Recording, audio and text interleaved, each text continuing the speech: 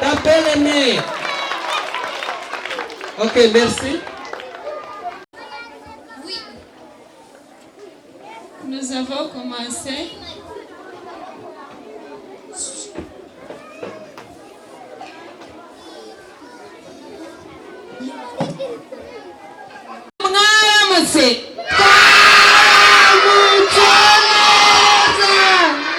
Amakuru yanyu ni meza.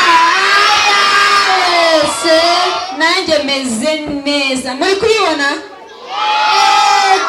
Okay, muri kutubona twese. Iri ni itorero ry'Umucyo School. Tugiye kubagezaho imbyino. Dufite abana b'abakobwa bazi kubyina. Ndabakumbuje. Dufite n'abana b'abahungu babizi. Muradutiza amaso? Yego! Muraduha amashyi? Yego! Okay, dushatse twatangira.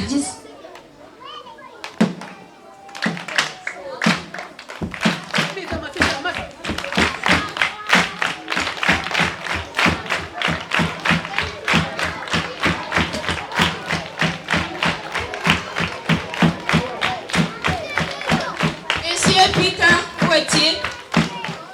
Amashyi menshi mwanore mwe.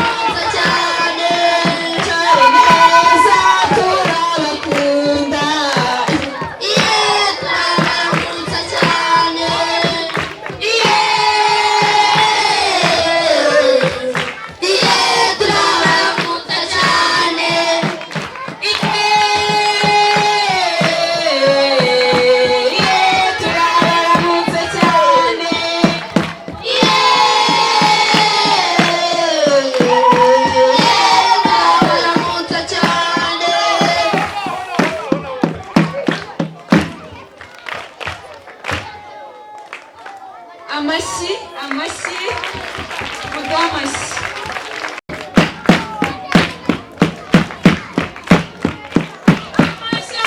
Amashyi ku bana b'Umucyo School. Amashyi menshi.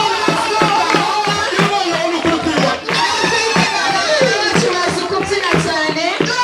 Amashyi. Guma. Nugeri Kigali. Usahasanga iki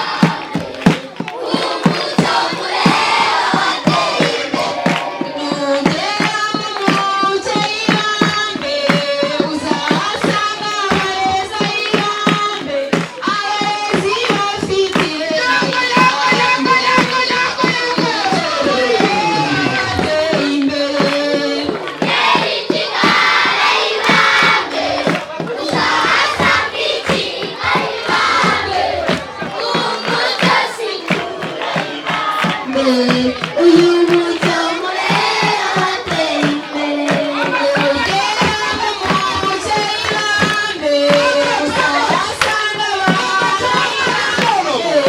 abana bafite umwera yibambewe uyu mucyo mureba wateye imbere nugera ikirara yibambe uzahasanga ikinga yibambe umucyo sikura yibambe umucyo mureba wateye imbere nugera mu mucyo yibambe uzahasanga umurezi yibambe utuyobora neza yibambe umucyo mureba wateye imbere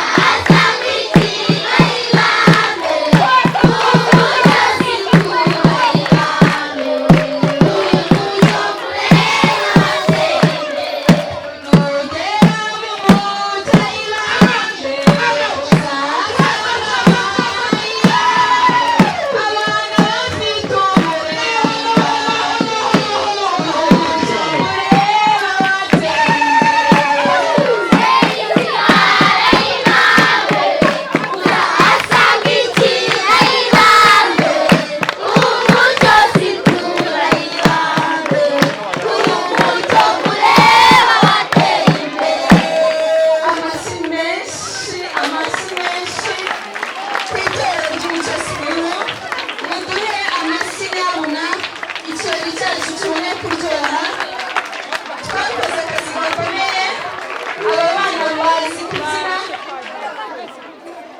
bazi kugwa mu nka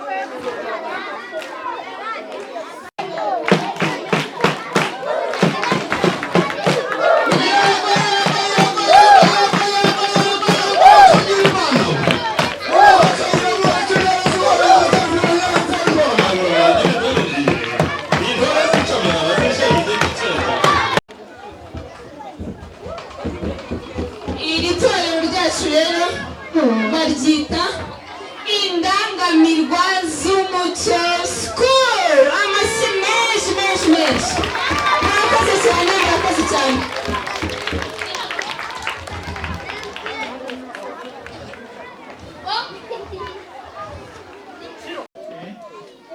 Thank you for calling them. Now we are going to tell you how our debate will be, how our debate is settled. First, we are going to a number. Now, the number of your paper is corresponding to your question you will be asked. After that, you will come in front of our panel, and then you ask different questions and you answer. We are not only teaching to say science, social or language, but also we have teach them how to take a part in a public, how to speak. In simple words, we teach them the skill public speaking in public and to have self-confidence. Now, I'm going to be with Mr. Peter, who is going to ask them, and they are the one who make a judgment. Thank you. We will continue. Choose which number you have.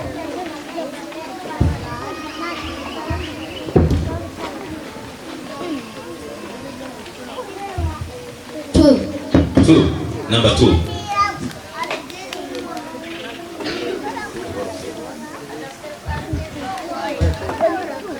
It's okay. Question we have here number 2 or seconds. We have. I'm going to ask you first. Who are you? Deborah, who are you? My name is Desuzo Deborah. Are you ready to give us the answer for a question we are going to ask you? Yes. No fear you have. Yes. Thank you so much. Question we have here is, in our school we have 2 sections. Nursery and primary. Nursery and primary. Okay, good. Number test. Give me that number you have.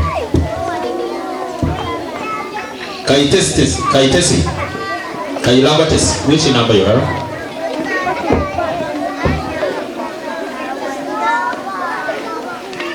Number 16. First, good morning. Good morning. How are you? Do you know who you are? Yes. Who are you? My name is Kairanga. Okay, Kairanga Tesi. Are you ready to give us the answer for a question I'm going to ask you? Yes. No fear you have. Yes. Thank you so much. Come and choose your piece of paper. Wow.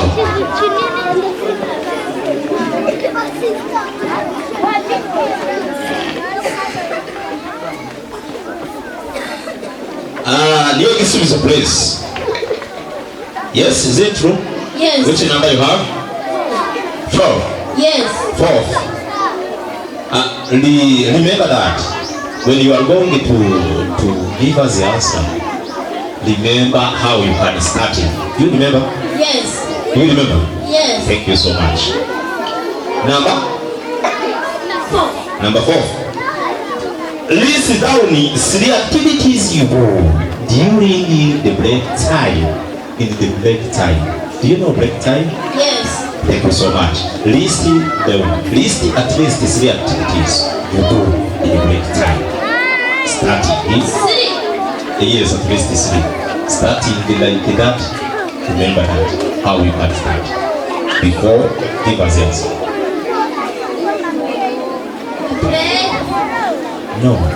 When you are going to say the answer or to give us the answer, you start, tell your listeners who you are. First. My name is Umucyo. I got to tell you. List the only activities you do during the break time. Play basketball. Select it. Before continue who you are. Next. In which class are you in? What do you like in daily life? You like? Okay. Thank you. Now go ahead.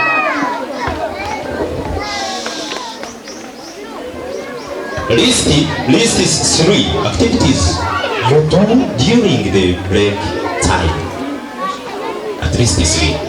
Play basketball. Tell story and dance. Play basket. Play basket. Yes. Tell story And that's yeah. give me my phone. Thank you so much. Clap your hands to him, please. You clap your hands to him. All of you. Chehovani, hello, Chehovani. Hello. Yes, hi. Hi. Are you ready to give us the answer for a question I'm going to ask you? Yes. Which number have you choose? Number 9. Number 9. Nice. In our garden, there are different trees. Name fruit trees. At least 3. Listen to me slowly. In our garden, we have different trees. Yes? At least 3 trees of fruits. My name is Ishmael Jehovah. Wow. Which class are you? And P3A. Wow. Continue. I got to tell you garden we tree of garden we have here at the school. Trees of fruits we have in our garden. At least 3. Tree of avocado. Yes, tree of avocado.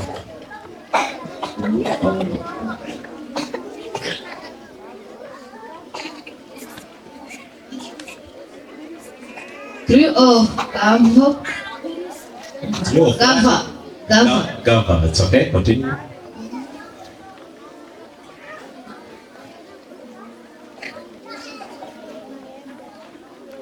Before you pay, you must give me my pen. You have brought us 2. Remain 1. Which one in me?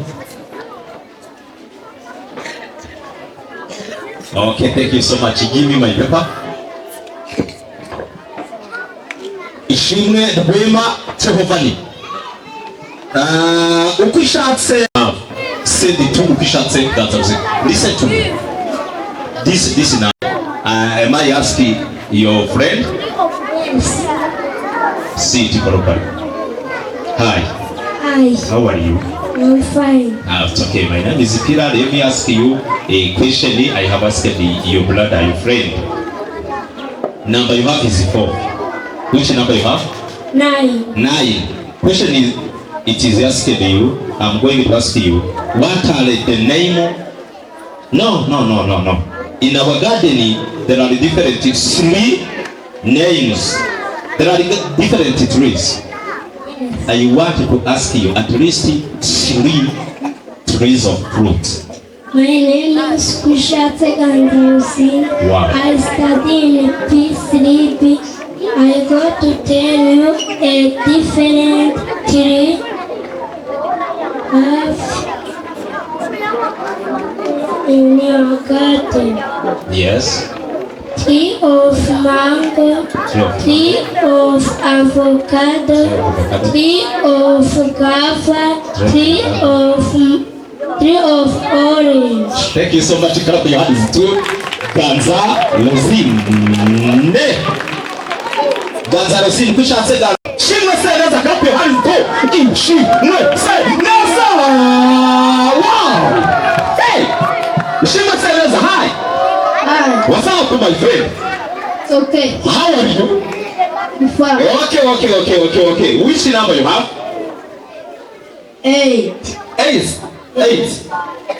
Well, 8. What are the name of your head teacher? Remember that. Here we have the different workers.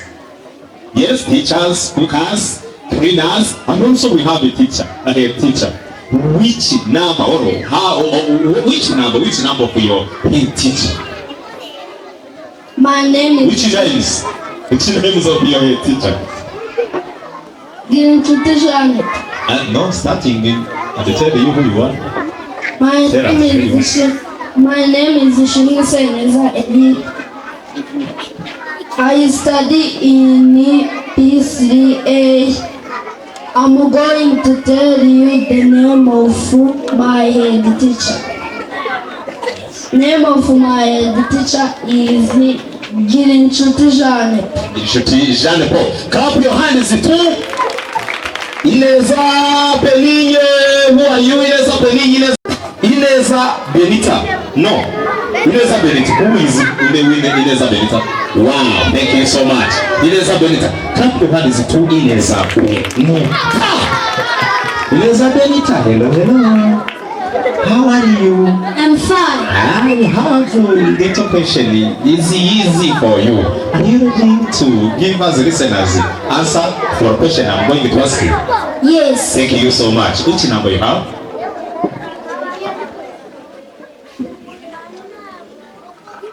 Number 1. Number 1. Wow. Who is the president of our country? This is our country. Do you know our country? My name is Ineza Benit. Wow. I study in P3A. Yes. I go to tell you The name of our president. the name of our Our president. president. Which names of our president? Our country is Rwanda. Rwanda is our country. We have a president. Which names of our president? Paul Kagame. Paul Kagame. Thank you so much. What is the name of our buses? Iradukunda Ace. Clap your hands thank you so much. And give me my paper. Gahire Beni, clap your hands, bro. Gahire Beni. Gahire Beni. Hello. Hello. How are you? I'm fine. How are you? I am fine. Which number you have? 6. 6. Number 6. Number 6. We have question. Name the color of our school uniform. Sorry, Adi. Go introduce yourself. Tell us who you are. My name is Gahire Benine. I study in P3A. P3A. Yes. Gahire Beni, I want to ask you a little question. Which names which colors of our school uniform? Blue, yellow, Sorry, a bit. Blue banana, blue tree, blue what?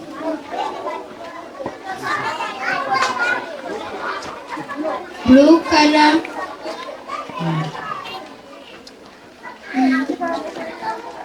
yellow color, white in socks, green,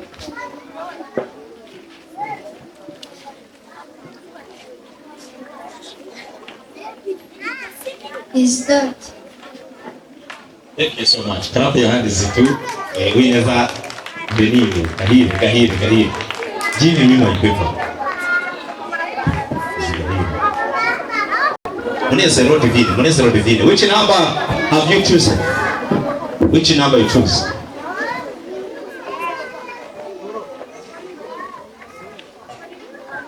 First.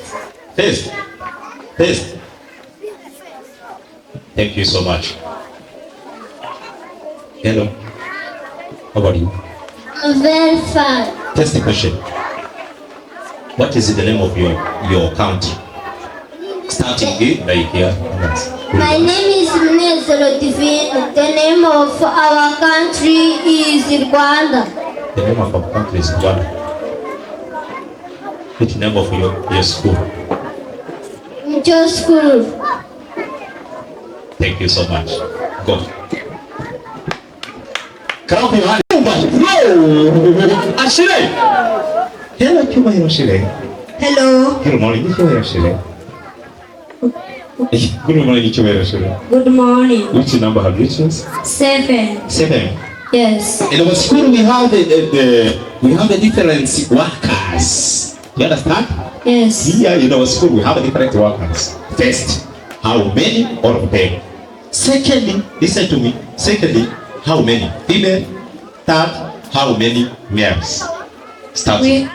We have 7 men. No. My name is Chualashre. I'm studying in P4 class. I'm going to tell you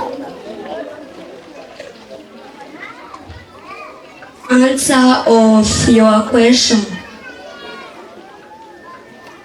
We have 7 male and 9 female. How many of them? All of them is Ale? All of them are 60. 60. 60.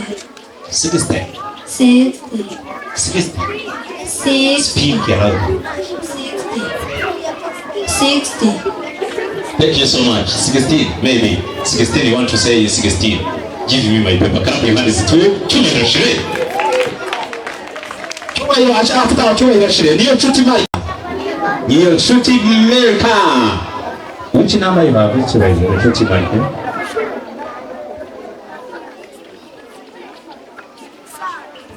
Sad. Dad.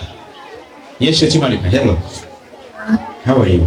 I'm fine. Are you happy or are you sad? No, I am not sad. I am happy. Are you happy? What is the name of deputy of studies? In our school, we have a deputy of studies. Which name of them? My name is Nyanshuti Marika. Yes. David of study we have in Umucyo school is called Kajero Peace. Thank you so much. Nyanshuti Marika. Yes. Which name of your job? My job? Yes, no job you have. I have one job. Which job you have? My job is to study. Thank you so much. Sorry a bit, sorry America, the next Dean of Studies. Can you tell us in a short word how to call him? What? How to call Dean of Studies? In a short word, yeah, in abbreviation. We call him Dean of Studies, Deputies of Studies, how to call in abbreviation. We call him head. Sorry a bit, let me help you. It's called DOS. D-O-S. Clear? Yes. Thank you so much. Thank Give you us so our paper. Clap. Oh, please. Welcome, Romeo, please. Good morning, Romeo, please. Hello. Good morning. How are you? Please your paper, piece of your paper. Which number you have?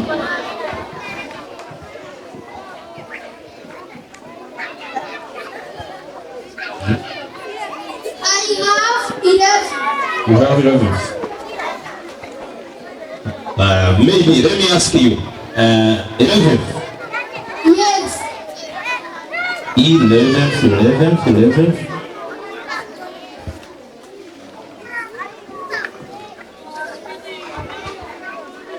Which, who are you? First, who are you? My name is Umucyo, please. Which name of your mother?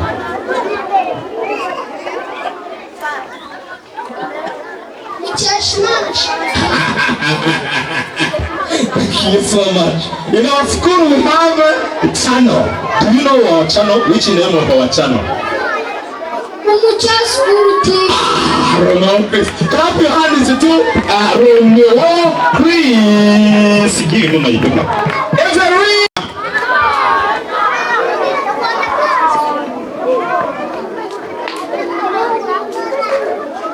Evelyn, good morning, Evelyn. Evelyn, good morning. Good morning. Which number have you choose? 12. Which number have you choose? 12. 12.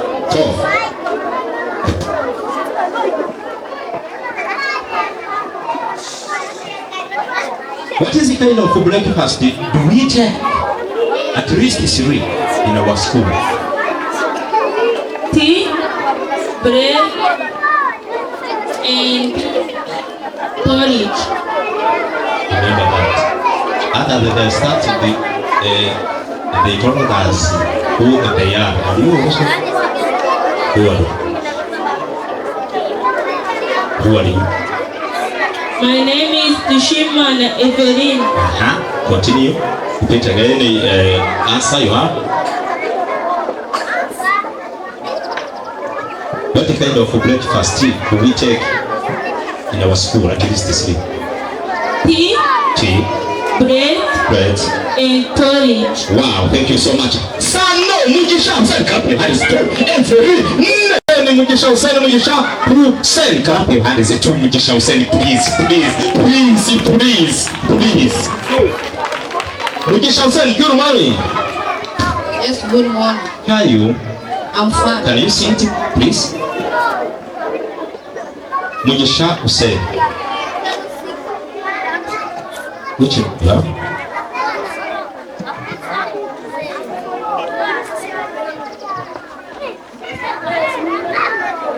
Which number you have? 9 years. 9. Mugisha Hussein. Yes. In our school we have a different playgrounds. Which names of them? Volleyball playground, basketball playground, and football playground. Mugisha Hussein, thank you so much.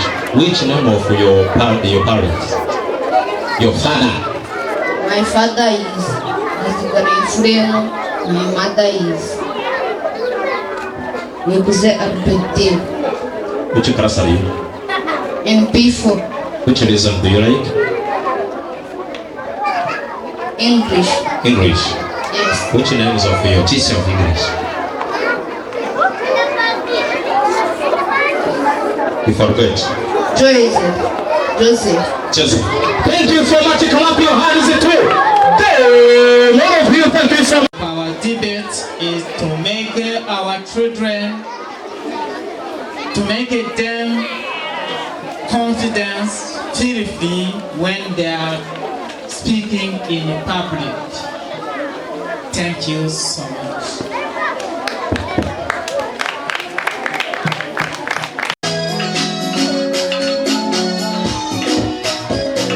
Yego sir, yego. Kutia kureba sir, yego.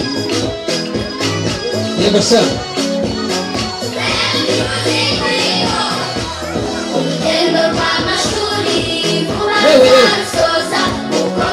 Yego sir, yego.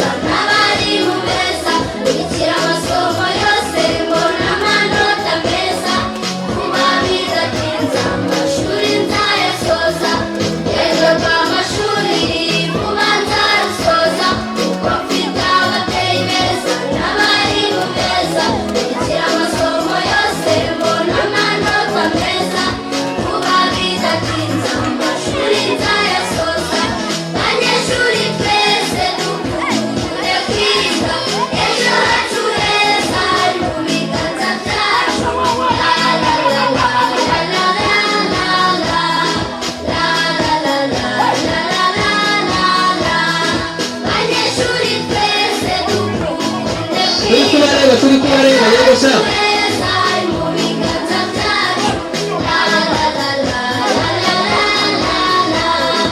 Turi kureba hano baze kubibyina, yego sir, yego sir, yego sir.